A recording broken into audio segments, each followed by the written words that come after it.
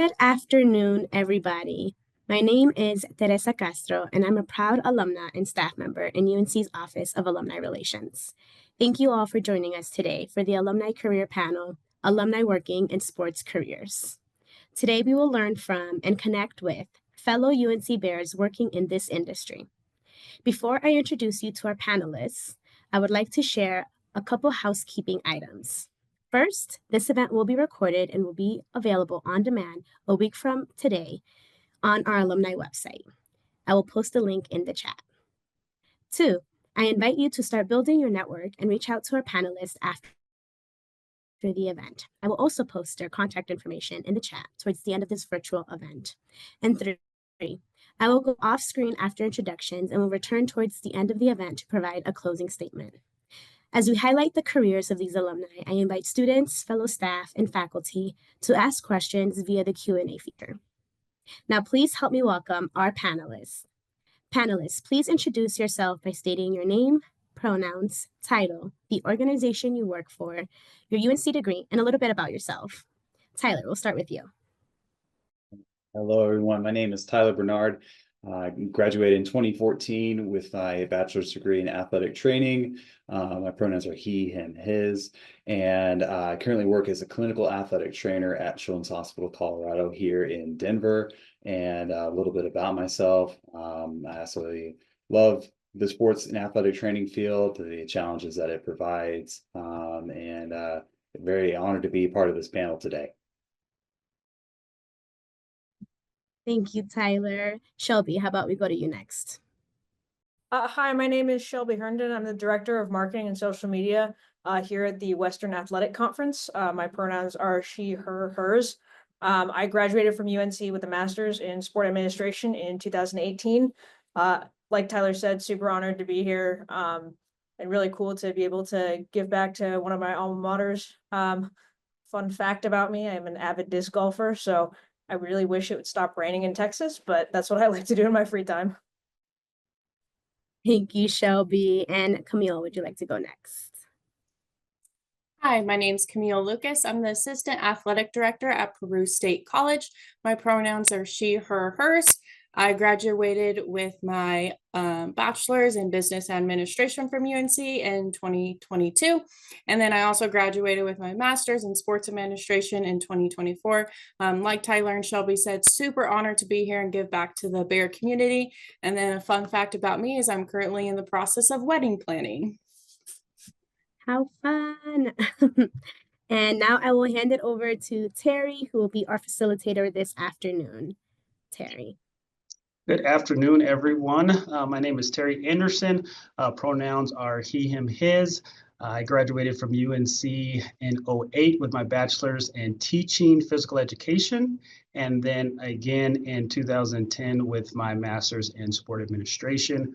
I am currently the academic dean for allied health and wellness at Ames Community College here in Greeley.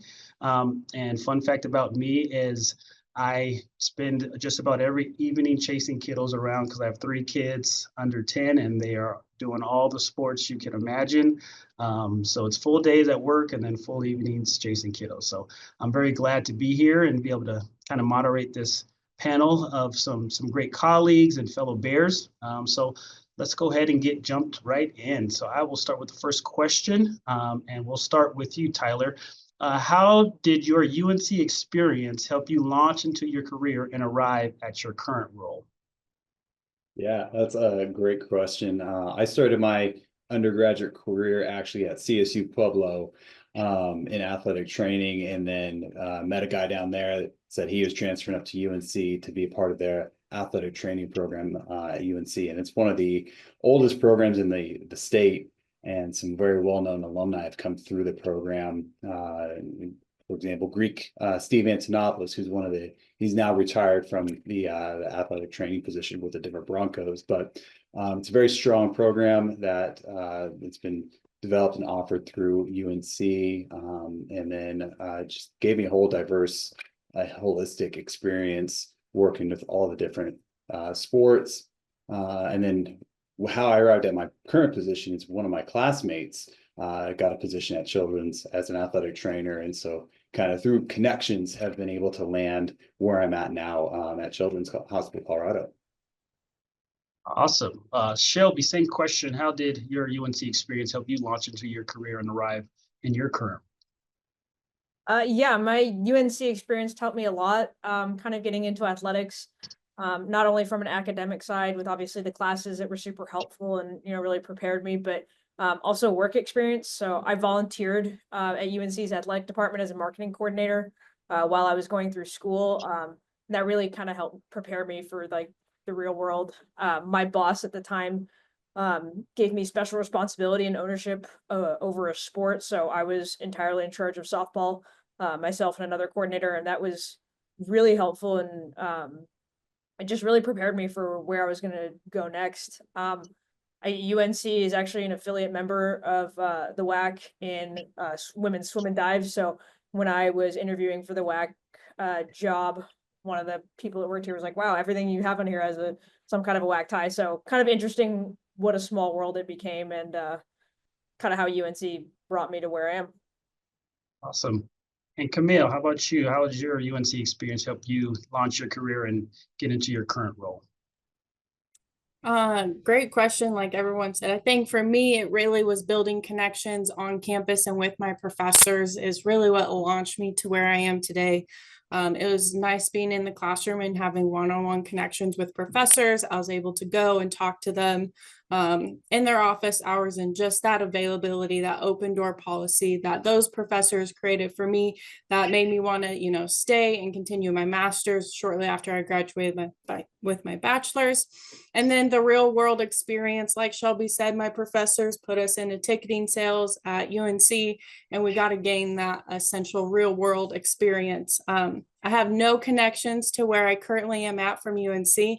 I just think all the professors, all the help, the networking really got me prepared in the current role I am.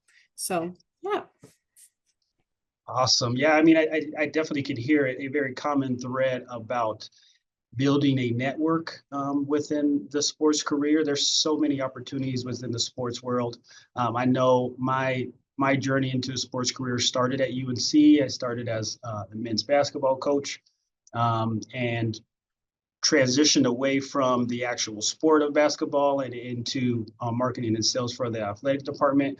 And that was really because of the connection that I had with our AD at the time. And so it's so important to be able to have those relationships and build those connections within the sports career, because there's so many transferable skills just between the different disciplines.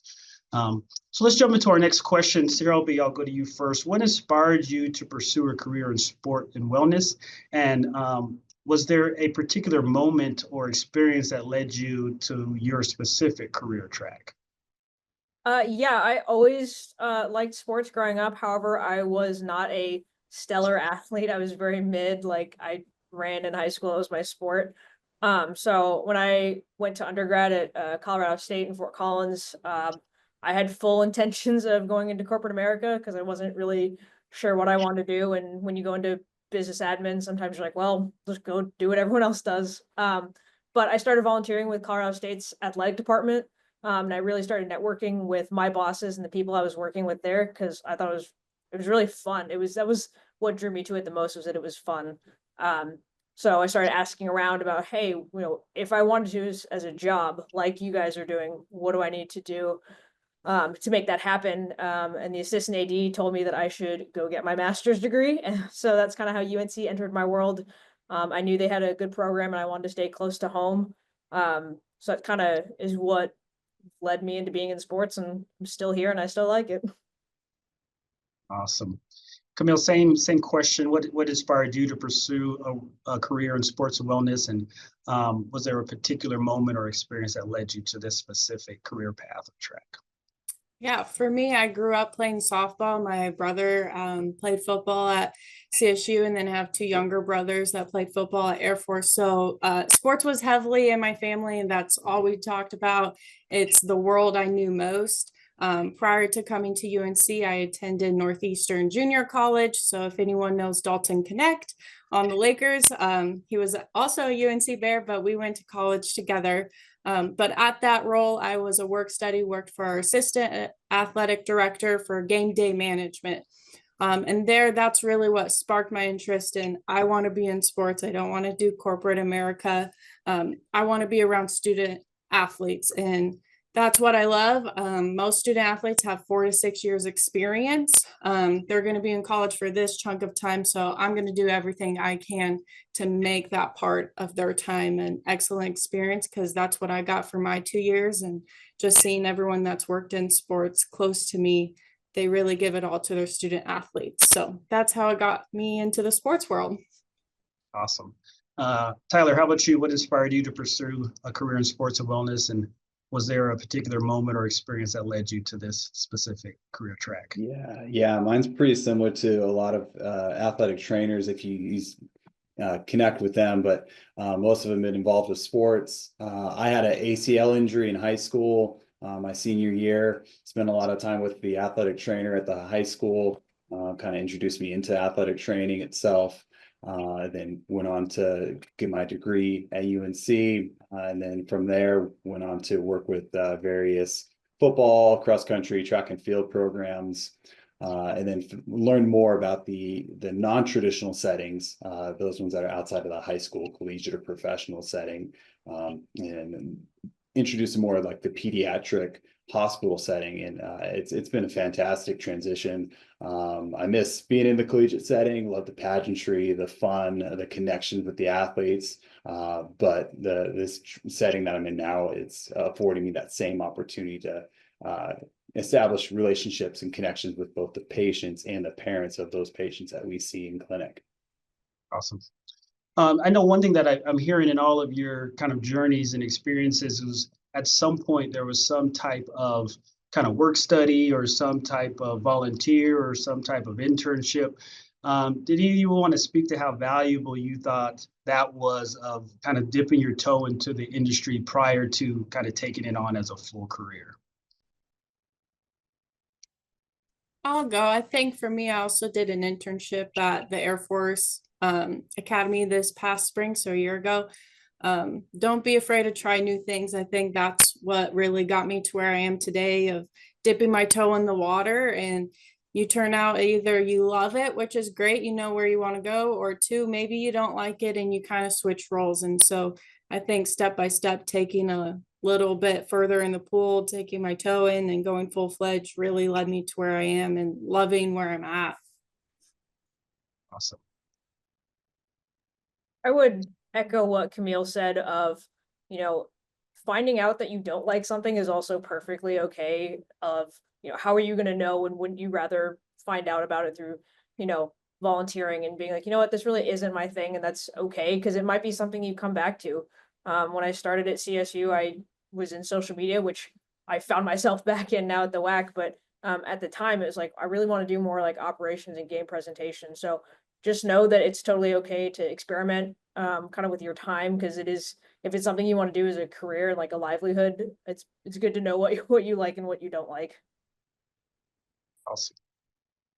Yeah, I agree with Camille and Shelby. There's a lot of opportunities out there. You just have to seek them out. They're really easy. The athletic training program at UNC, we had clinical hours that we had to fulfill as part of our degree. So that afforded us a lot of great opportunities to kind of refine where we wanted to go. But also it's all about networking. I think you'll hear that as a consistent theme throughout today's panels, is networking, because it's a small interconnected field among the entire sports kind of career fields. Awesome. Absolutely. Thank you. So we're going to shift question a little bit. And I'll ask you first, Camille. How do you see diversity and inclusion playing a role in sports careers? And what actions have you taken or seen kind of within your organizations to promote a more inclusive environment in your role? I would say I'm very fortunate in the role I currently am, that our athletic department is, one, very diverse, and then two, also very inclusive. And what I've learned, I think it's a bigger picture and broader picture at places I've worked at, is it brings new ideas and different perspectives and conversations to the table. I appreciate my current boss right now is he doesn't want to hire someone like him. He wants everyone to be different because there's new ideas. He has strengths and weaknesses. And so he's trying to look for people that can capitalize on his weaknesses, bring different conversations to the table and different ideas. And it kind of goes back to that networking tie that I get to learn something new about someone, learn their past, their history, and be able to connect with them and build that relationship, and not knowing where they go, where I go, but we might end up back in the same room where they're my boss or vice versa.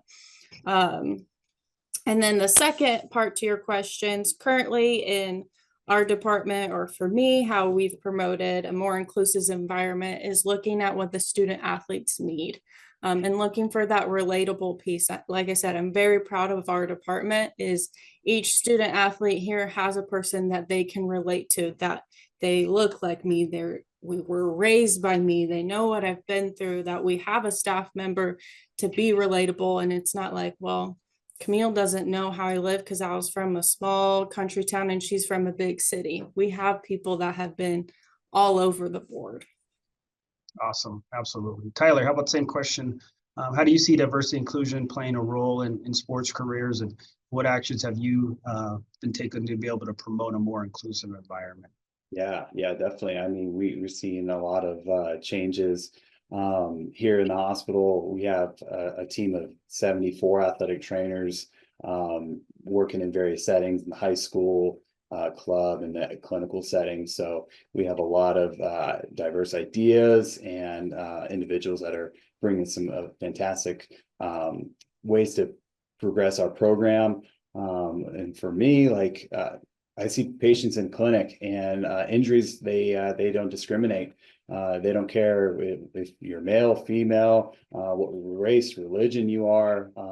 So we treat the person and the injury regardless of whatever information, things that they have going on for them. So because at the root of it, it's just people want care and kindness in the care that they receive.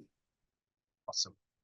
And same question, Shelby, how have you seen diversity and inclusion playing a role, and what actions have you been able to take to promote that type of environment?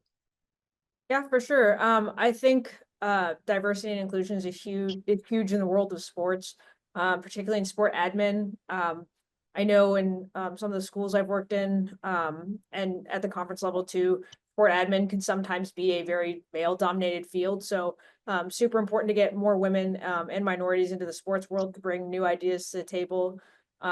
Here at the WAC, our current interim commissioner is a woman, and the commissioner before her was African American. And they both just brought a really unique perspective, like not only to our conference, but the NCAA as a whole.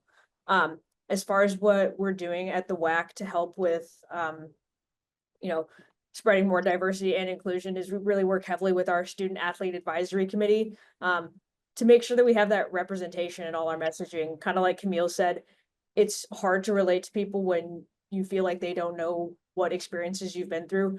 So really leaning on our main little group of student athletes in that committee to help form our messaging for the rest of our student athletes that compete in our conference.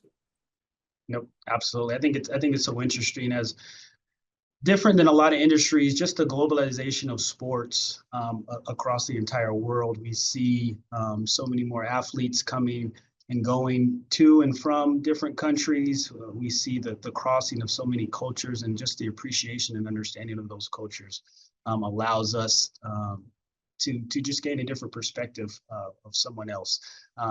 Like Camille was saying, for me to be able to relate to somebody that I can see myself in them, I can see myself in the leadership, I can see myself in the variety of cultures as the representation continues to grow within the career of sports and wellness is just a great thing. So one thing that we continue to hear that comes up is that term of networking and collaboration. So my next question is around that. So Tyler, in your kind of sports career, how have you seen networking and collaboration across different roles been key? And how do networking outside maybe your immediate role, how has those connections with different professionals in different areas helped you throughout your career? Yeah, I mean, being in the athletic training room, we have veteran athletic trainers, we have team physicians, we have physical therapists. So it's a very collaborative environment. So people being able to bring in their own wealth of knowledge, being in the hospital setting, we have various surgeons, primary care providers, and there's a lot of collaboration among other departments too. We work with pain clinic, we work with rheumatology. So it's a huge thing to be able to rely on others because they have their own area of expertise. And within the field of athletic training itself, conferences are a big thing. Being able to have your local, regional, national conferences that you can attend and make those connections, because it's like 6 degrees of separation. You know someone who knows someone who knows someone else, and it's great to have that camaraderie and those relationships together. So I think that's the biggest thing is being able to go to those conferences, but also LinkedIn, other social media is a great way to establish those networking relationships, because someone can put in a word for you if you're looking at a potential job, because that seems like nowadays it's who you know is a big factor into what positions you get. Absolutely.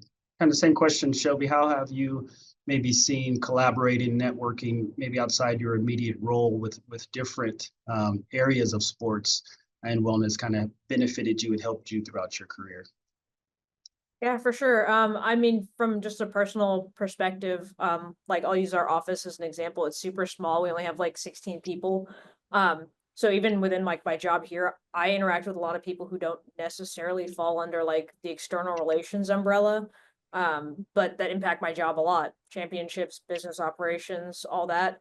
And I feel like being at the conference office is really unique because I get to interact with a lot of my counterparts at our schools, as well as campus members. And kind of like Tyler alluded to, if it's really who you know, and sometimes the most random connections. Like if I know a chief financial officer at one of our schools, maybe they know somebody else that says, "Hey, we have a job open," or what.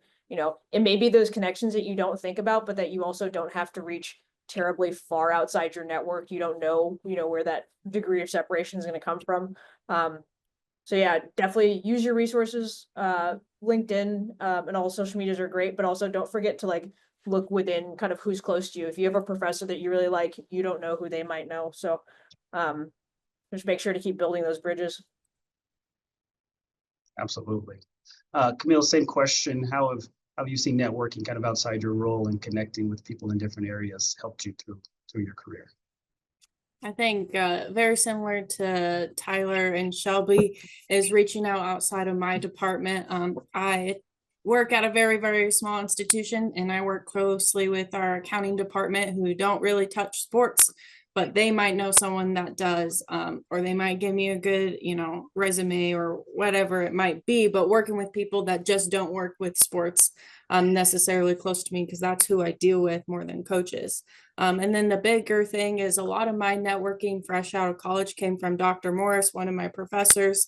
I sat down with him multiple times and asked, who do you know? Who can I reach out to? And I started making phone calls my last year. I have a connection in Mississippi State. We've had Zoom calls, and she works in the sports world, but we've never met in person. But just reaching out to my professor and saying, who do you know? Who can I call? And it wasn't necessarily about, do you have a job? It's, I want to know more about this industry. There's so many avenues you can go in the sports world. And I was just curious and wanted all the information to soak up like a sponge. So that's currently what I'm still doing, but also kind of reaching outside the sports world as well. Awesome. A quick reminder to our friends in the Zoom world, if you want to engage with us or ask any questions, please pop open that question and answer tab at the bottom and ask questions, and we'll ask those to our panelists. So Shelby, I got the next question for you. So the sports industry offers a lot of different career paths beyond just the traditional athletes and roles. So if you ask a middle schooler right now, what do you want to do? And they'll all they can think of is an athlete or a coach. But there's so many different opportunities.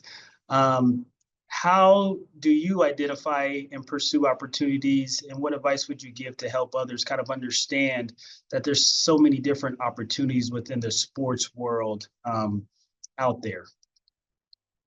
Yeah, as we've heard all night from our panelists that, we all have a different skill set within sports, training, compliance, academics. There really is a path for everyone.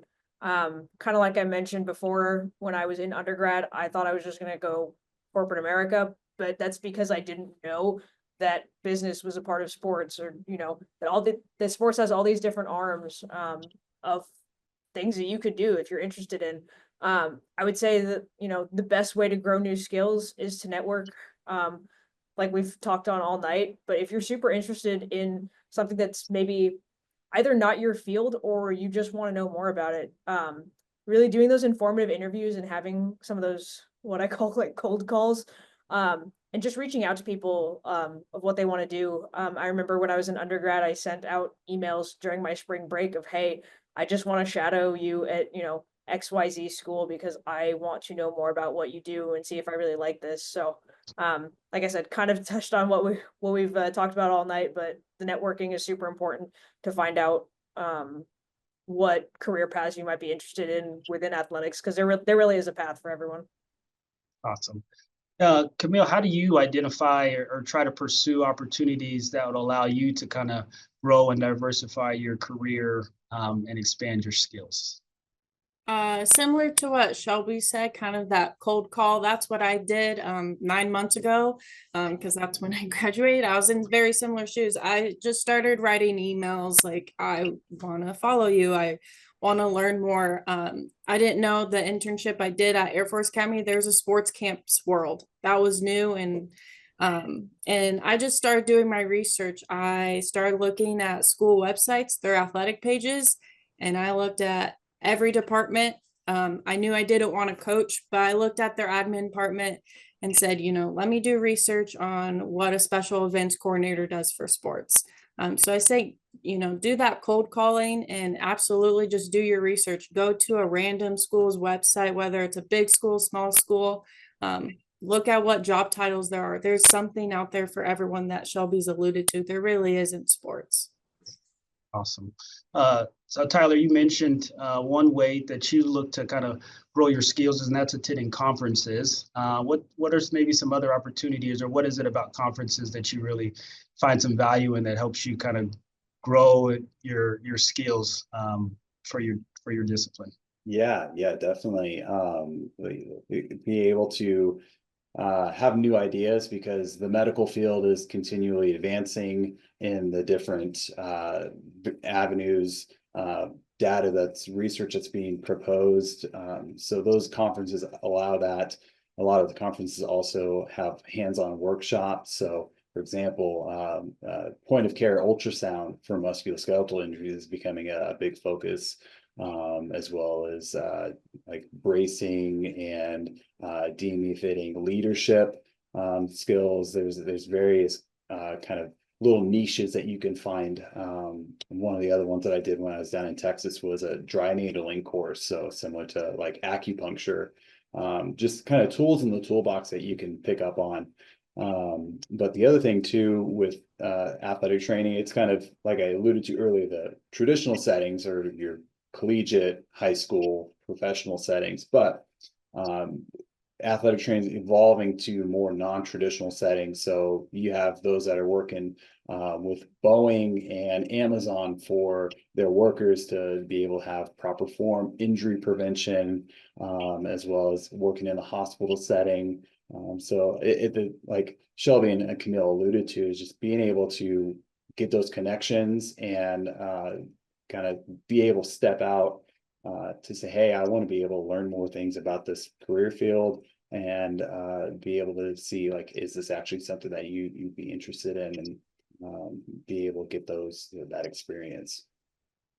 Yep, that's great. I think there's so many opportunities to do that when you're in the career, but also even before you get into the career. I think there's opportunities in any community to find ways to begin to engage, if it's connecting with your local Boys and Girls Club or your local Special Olympics group, or there's a lot of foundations out there like the Women in Sports Foundation that you can reach out to now, as you're really being able to think about exploring and find a lot of those opportunities. And so I think that's great. As we start our career, we want to have as much skills as we can, but it's also about continuing to grow those as you continue to develop throughout your career. So that's awesome.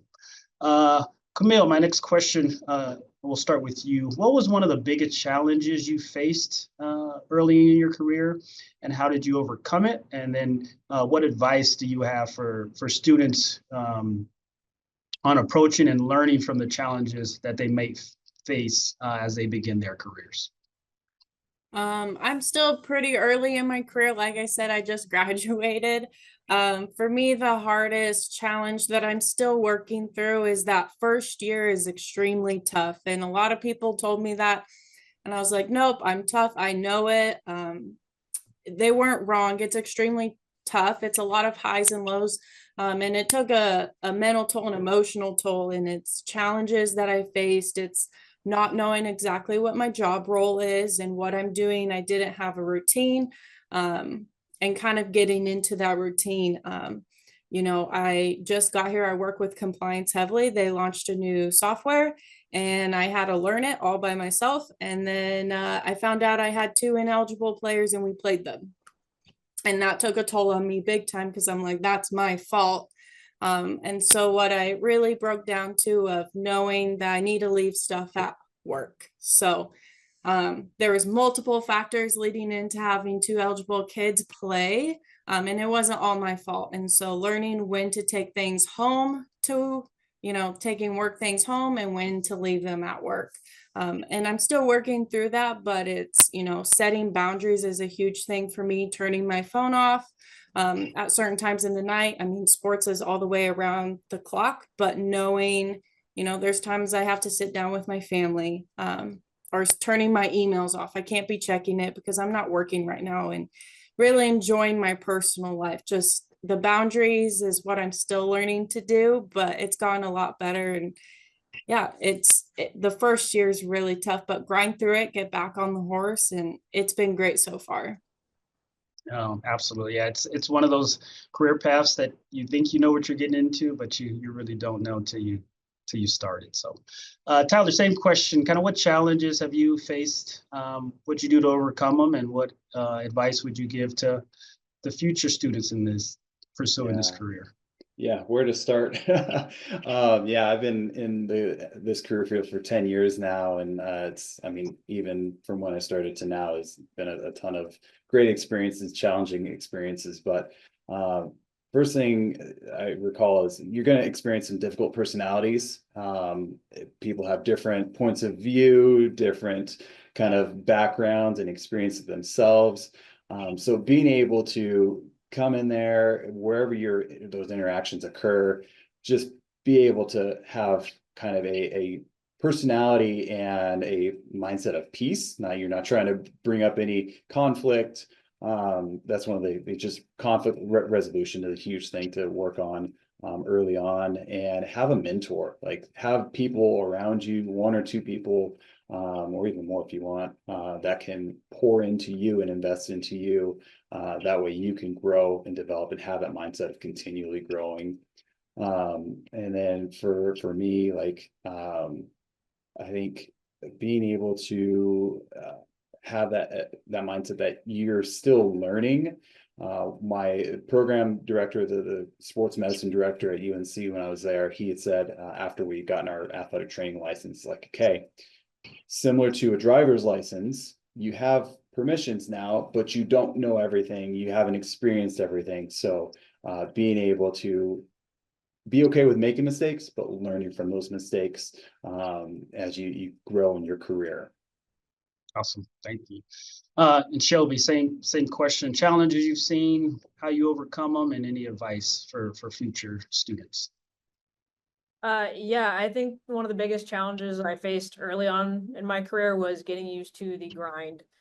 Like working in sports is a lot of nights, a lot of weekends, because you have to remember you are the entertainment when everyone's like, you want to go out on a Saturday night? No, I can't. I have a basketball game. So a lot of nights, a lot of weekends, and sometimes, you know what, it's not always for the most glamorous money. But hopefully all of you going into whether it ends up being sports or not, hopefully you're doing it because you like it, not because it's signing a check. So like when you stop to take in all the amazing things you get to witness in sports, you know, you get to see some cool buzzer beaters, some game winners, but you also get to see the success of these student athletes and these young people. You know, it makes it all worth it in the end. So I think really, you know, when I first started, I was like, man, this is a lot of work. I could just be doing a 9 to 5 like everybody else. But you know, remembering that you are responsible for like when you're in these stadiums full of people, you're making memories for families that are going to last for a long time. So just really keeping the bigger picture in mind. Awesome. All right, we got a couple audience questions coming in. So I'll start with you, Tyler. What are some common misconceptions that you face when talking to others about your career? And what do you wish people knew about your career path? Yeah, I think one of the it's most common things is that when I say I'm an athletic trainer, people kind of mix the profession up for like a physical therapist or a personal trainer. But it's definitely one thing that like the athletic training career field is starting to become more well known and apparent. But I think being able to continue to have those experiences out in the career field, like working with those that um, I think for me, just continue to get that exposure of like what athletic training really is. It's more than just standing out on a sideline and handing out water bottles. You're establishing those relationships with the athletes. You're providing high quality care from when the moment the injury occurs all the way to when they're rehabbing from their ACL injury or shoulder injury, getting them back out on the field. And then for where I'm at currently, seeing patients in clinic from the moment that they have that injury and kind of guiding them through the next steps of what they need to do to get back out onto the field. Awesome. Shelby, what misconceptions do you think are out there for a director of marketing in sports media? And what do you wish people knew about your career? I think from a marketing side, a lot of people, because we usually sit at the scorers table, people think we're just hanging out or watching the game, but there are some times where like, you know, you might remember something that happened in the 14th minute, but I probably couldn't tell you because I'm looking forward to the next time out. So I think a common misconception is that we're just hanging out, but it's a lot of script writing, a lot of, you know, planning promotions and fulfillment from a sponsorship side. So there's a lot more behind the scenes stuff that goes on that for most attendees is just part of the general atmosphere. But being on our marketing side is definitely you're way more in the weeds. I think from a social media side, a lot of people think that we can control the teams and the wins and losses, but you know, we're just really more informational, passing on what happened in the game. So, but I think just really, like I said, I think TikTok has done and Instagram Reels, I'll say, because TikTok is doing its thing. But I think like the Tampa Bay Lightning have done some behind the scenes stuff, showing more of what this game production really looks like. And I think getting that information out to more of the masses so you can find out what it's actually about and kind of what goes into a game day is super, one, I think is super cool for people to see, but also might be, you know, really informative. Awesome. Camille, kind of same question. What misconceptions are out there about assistant athletic director? And what do you wish people knew about what your career is? I think some misconceptions about assistant athletic directors or athletic directors in general are they just work with coaches and student athletes, and that's a huge misconception. A lot of it's actually working with people around campus, building that community with faculty, with professors. Like I said earlier, I work with accountants and finance really closely, so we make sure, you know, our team travel's covered. I work with our coaches every day about their team travel. I'm talking with professors that were excusing men and women's basketball early from class. So that's a huge misconception. I'm usually not working with coaches, and I hardly see student athletes besides when they perform on the court or on the field. I'm working to make sure, you know, they're excused from class, they're getting a meal, they're getting buses and hotels, all said done. So again, behind the scenes, like Shelby said, is a huge misconception. And just know what you're going into. Do that research is the big key. Sometimes it's not always glamorous, but you know, I love what I do because I'm giving back to the students. Awesome. And I think one of the coolest things about being in a sports or wellness career is every day is not the same. You have a lot of different and new challenges that come, a lot of highs, a lot of lows. But if you could describe what a typical day in your role looks like, how would you describe it to someone thinking and wanting to know, what does a normal day in my career look like? We'll start with you, Shelby. What's a typical day for you? Kind of like you said, no days are ever the same, and especially, at the conference office I have my desk days, but I also have, times where we're in championships and we're in crunch mode and there's a lot going on. But like on the day to day, I would say a large part of my job is, social media monitoring, of making sure that things that we've planned for on our content calendar are going out as planned, but also making sure that we never get too far behind the eight ball of, wow, we have a really big game coming up, or we have our swim and dive championships going up, and making sure that we're really prepared for those. So like I said, there's the social media part, but then also the marketing and looking ahead part is like a very large part of my day. Awesome. Camille, what does a typical day for you look like? Typical day, I would say more like week. It depends on the day, but usually my Mondays, Wednesdays, or Fridays, I'm preparing teams getting back from the weekend of travel. So I collect all their travel forms, their receipts, and get them processed so we can get them paid. We travel over the weekend, Wednesdays, and then into the weekend. So that's my like Monday, Wednesdays, and then Tuesdays and Thursdays, I'm feeling I'm in meetings, I'm getting ready for game days the night before. Just like I said, there's so much. We have a game going on right now, so today was mostly getting ready for that, and then we also bring in outside folks for that. So it varies a lot, but I try to set certain days to make sure I get my task I need to get done. Awesome. Tyler, how about you? What's a typical day look like? Yeah, I can kind of speak to both when I was in the collegiate setting and currently, but for when I was back in the collegiate setting, depending on the time of year, there really is no off season nowadays. But working early in the mornings, 5:30, 6 o'clock, get there, do treatments, then go on do your practice, depending on the time of day. I have a little bit of downtime while students are in classes, and then have more treatments and practice again. And then traveling, you're depending on whatever team you're working with, whether it's basketball, football, cross country, track and field, you'll be traveling to wherever location if it's an away game, doing some more treatments, and then have the game, then come back and do treatments the next day. So it's kind of 7 days a week, but now being in the hospital setting, it's a little bit more consistent hours, working 7 a.m. to 5, or well, 8 a.m. to 5. And in that time, I have a resident that could be following along with me, educating them, seeing patients, getting their history, doing an exam, helping coordinate like MRIs, physical therapy, putting on casts, taking off casts. So it's kind of like Shelby and Camille said, there's no 2 days that are the same. We don't know what kind of thing's going to walk through the door, but that's what makes it exciting.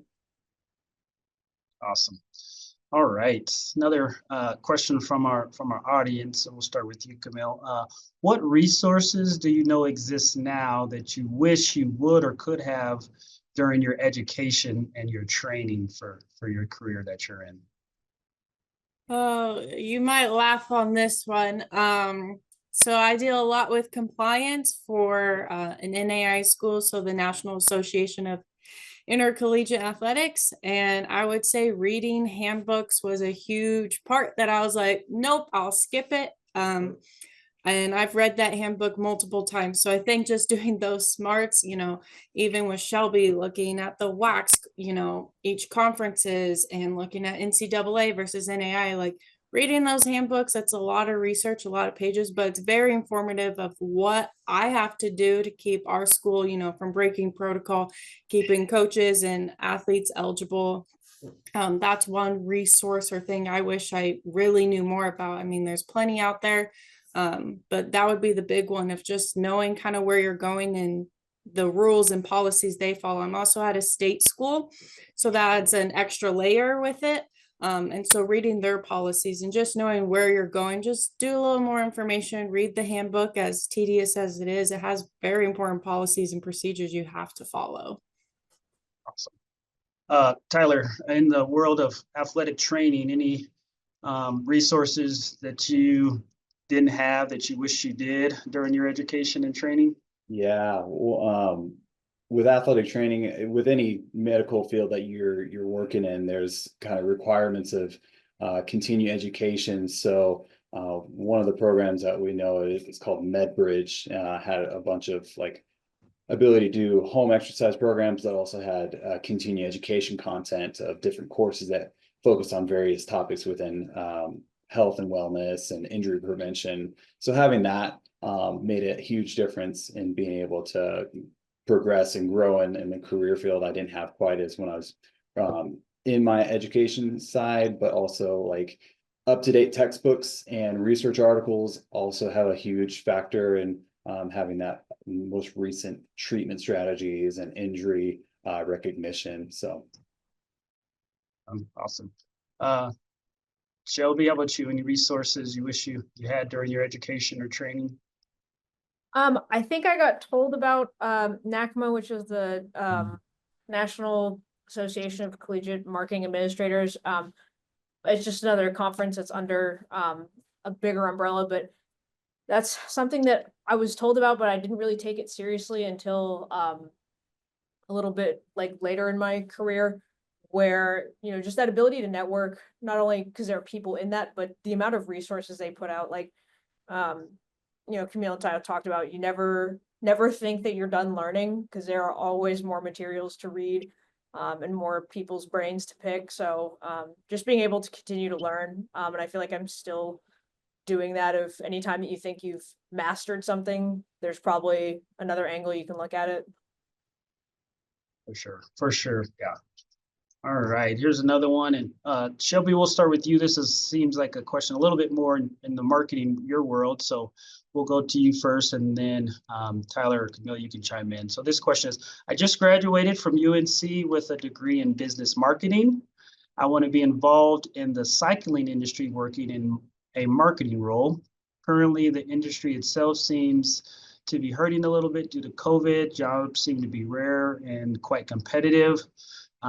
What would you all recommend, maybe some first steps for this recent graduate to do? Yeah, I would say, like, from a marketing side, I'm not sure what component of cycling that you want to get into, maybe, but obviously, each industry has their, I don't know if you want to go like company side or more like a governing body, if you want like USA Cycling. So there are definitely different avenues to explore, and don't count out any one of them of like, maybe you don't want to go work for Trek, but if that's the job that's open, get your foot in the door. And really, like I said, you might have to grind and do some of that non-glamorous work, but it will help you along the way. If they're really like, if it's super competitive and you really can't find a job in there, look for industries that are similar, that you could, again, get your foot in the door.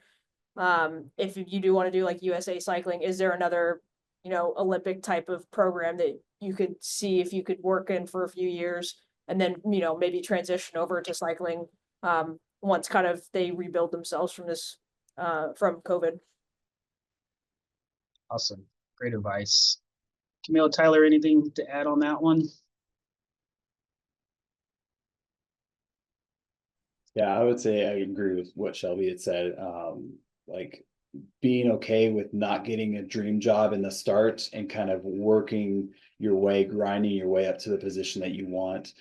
It's fantastic when you do get that position. But like being able to communicate with those individuals that are in that position, like, hey, how did you get where you're at right now? And what things can I do to proactively work my way there? Would be a great way to kind of establish those connections.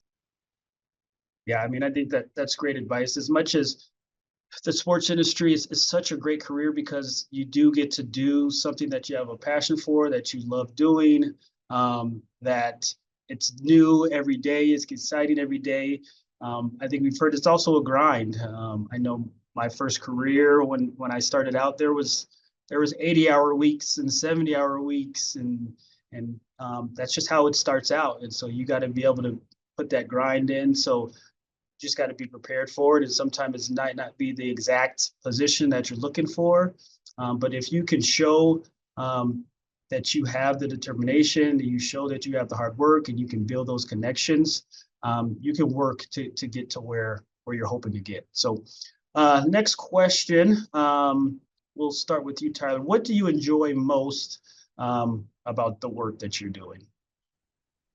For me, I think it's the impact that I get to have with the patients and the parents. Really, today's culture, it's a lot of anxiety out there. Kids getting injured. Are they going to be affected long term? Is this going to affect their career, the ability to play sports later on? But being able to educate patients and families, because really in the pediatric setting, you're treating two patients. So being able to provide that relief and give them actionable steps to get them back to their goals. I love the kids because they are self-motivated. They always want to move, want to be active. So it's super rewarding being able to see these patients. Some of them have extremely rare conditions. Like we saw a kid that had a condition is like 1 in 33,000 to 55,000 people are affected by it. Parents had no idea what was going on, but we were say, hey, this is what is going on. You're able to continue being active, and just the relief that came on them, and also being able to promote our career field a little bit more and get people into the athletic training setting. It's been a super rewarding thing for me, and hopefully be able to continue to grow the Children's Hospital Colorado program. Awesome. Camille, what do you enjoy most about what you're doing? What I enjoy most is seeing our student athletes have a unique experience. So I'm at a very, very small college, and it's not, the D1 NCAA glamorous. But for example, our football team got a practice at the University of Iowa's football stadium on a road trip. And the background behind that, we had 24 hours to get a contract signed and paid. And that was a grind for sure. But they didn't know anything about it. They were able to go on that practice field. And that's a really unique experience that some of them, might never touch a D1 stadium again. And so having these little glimpse of moments, we've done it with our basketball team of, how can we make these students' experiences feel the best they can? Tonight, we brought in a food truck for our home game. We only have a gas station here in town for food. So bringing in something different, making the fans a better experience and the student athletes, and just making that recognitions to student athletes is really rewarding. They don't need to know about the grind, but that experience that they have, that feeling they have is irreplaceable. Awesome. Shelby, what do you enjoy most? I think in a conference setting, like we don't really, not that we don't pay attention to the regular season, but like most of all of our work goes into that championship event. So just being able to see these student athletes succeed, and some of them, when they get the automatic bid, it's the coolest thing. Sometimes they've been there since they were freshmen and this is their first time. So just really seeing that. And I think also being able to highlight them on a day-to-day basis. It sounds silly, but whenever we post highlights and I'm able to tag that student athlete on Instagram and they're sharing it, and all their friends are sharing it, they're really like pumping each other up, like that's a really cool thing to see. And kind of like we said too, college athletics and being a student athlete is such a unique experience that it's really cool to be able to share that with the world. Awesome. All right, so I got my last question for you. It's a two-part question, and I'll start with you, Camille.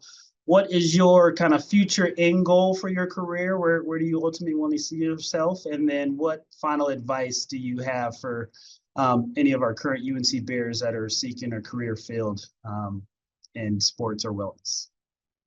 Great question, Tyler. My end goal, I want to go back to the Air Force Academy. Those student athletes have a very unique experience. They're not access to NIL, the transfer portal, and then they're also government employees. And that's just something that touches my heart and soul, having my younger brothers play there. I want to give back to those military personnel. So that 4-year experience is crucial to me. And I want to go back there and be a big dog, up at the top of the chain, and just be a strong woman in athletics, a voice for those military student athletes. Like I said, they don't have the NIL, they don't have the transfer portal, so they have a true college experience. How can I, as an administrator, make it the best, make them the most money, that they get the experience they want? That's where I see myself. That's my end goal. And then for future Bears seeking a career, my biggest thing is, one, build your network. It's super important. I think that was a big thing here tonight.